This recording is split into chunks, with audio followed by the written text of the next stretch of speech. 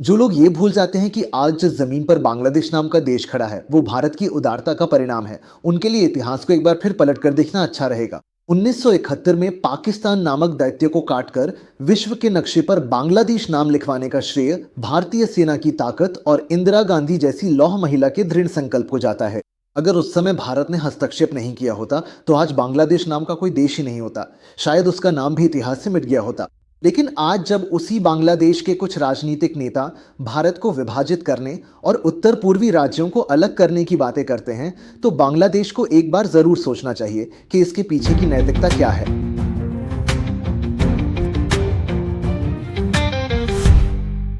बांग्लादेश की वर्तमान स्थिति दयनीय है। शरीफ उस्मान बिन हादी की हत्या के बाद देश सचमुच जल रहा है। जब एक अंतरिम सरकार अपने ही देश के एक युवा नेता की रक्षा करने या सड़कों पर उतरकर हिंसा कर रहे प्रदर्शनकारियों को नियंत्रित करने में असमर्थ है, तभी भारत के खिलाफ ये कदम उठाए जा रहे हैं। शरीफ उस्मान हादी की मौत के बाद देश युद्ध का मैदान बन गया है। हमलावर घरों में आग लगा रहे हैं, यहां तक कि छोटे बच्चों को भी जलाकर मार रहे हैं। पिछले दिनों बांग्लादेश नेशनलिस्ट पार्टी के नेता के घर पर दंगाइयों ने हमला कर आग लगा दी, जिसमें केवल 7 साल की एक बच्ची जलकर मर गई। ये उस देश की कानून व्यवस्था की स्थिति के पतन को दर्शाता है। जो सरकार अपने ही बच्चों की रक्षा नहीं कर सकती, वही भारत की 7 बहनों के बारे में सपने देख रही है।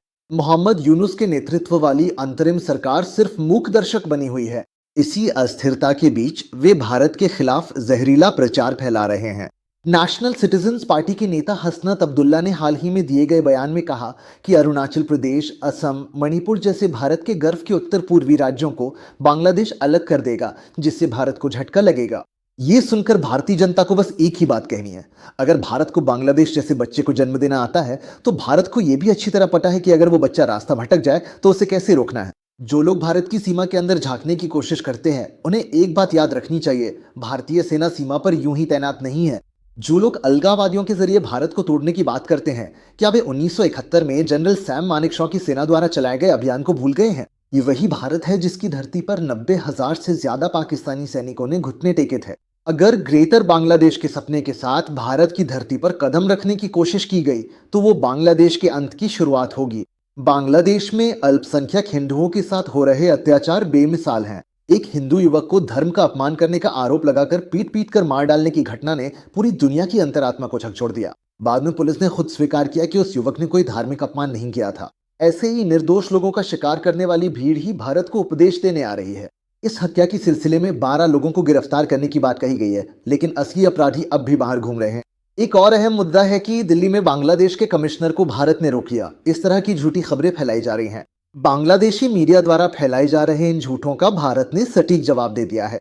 भारत उन देशों में से एक है जो विदेशी राजनयिक प्रतिनिधियों को सबसे उच्च स्तर की सुरक्षा प्रदान करता है। ये सिर्फ बांग्लादेशी मीडिया की एक चाल है, जो अपने आंतरिक असफलताओं को छुपाने के लिए भारत को खलनायक के रूप में पेश कर रही है। बांग्लादेश की आर्थिक और सामाजिक प्रगति में भारत का योगदान शब्दों से परे है।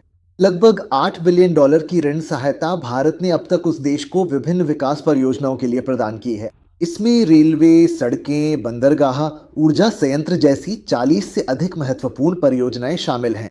सिर्फ 2017 में ही भारत ने आधारभूत संरचना विकास के लिए रिकॉर्ड $4.5 बिलियन की ऋण सहायता मंजूर की थी। स्वास्थ्य क्षेत्र में भी भारत की सहायता बेमिसाल है। कोविड महामारी के समय जब पूरी दुनिया जूझ रही थी, तब बांग्लादेश को लाखों डोज वैक्सीन मुफ्त में देने वाला भारत ही था। इसके अलावा भारत ने रेमडेसिविर जैसी जीवन रक्षक दवाएं और ऑक्सीजन सिलेंडर भी उपलब्ध कराए हैं। जब भी बिजली संकट आया, भारत की ऊर्जा सहयोग ने कम दरों पर बिजली देकर बांग्लादेश के औद्योगिक क्षेत्र को सहारा दिया है। सालों से चले आ रहे सीमा विवादों को सुलझाकर भूमि हस्तांतरण समझौता लागू करना भी भारत की विशाल सोच का ही परिणाम है। इतनी सारी मददें लेने के बावजूद भारत को नुकसान पहुंचाने की कोशिश करना बांग्लादेश की शुद्ध कृतज्ञता है। शेख हसीना को छोड़ने की बांग्लादेश की मांग बनी रहने के बावजूद भारत की आंतरिक सुरक्षा पर कोई भी समझौता करने के लिए नरेंद्र मोदी सरकार तैयार नहीं है। हादी के हत्यारे भारत में घुस गए हैं, ऐसा आरोप भी बांग्लादेश लगा रहा है, लेकिन वे इसके लिए कोई सबूत देने में असमर्थ है।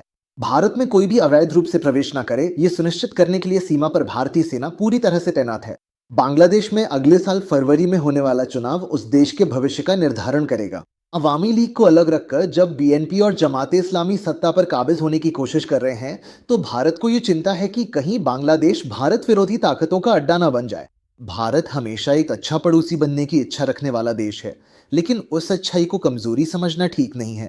अगर बांग्लादेश भारत के खिलाफ कोई भी कदम उठाने की कोशिश करता है, तो भारत को बांग्लादेश की आर्थिक और भू राजनीतिक स्थिति को खतरे में डालने में ज्यादा समय नहीं लगेगा।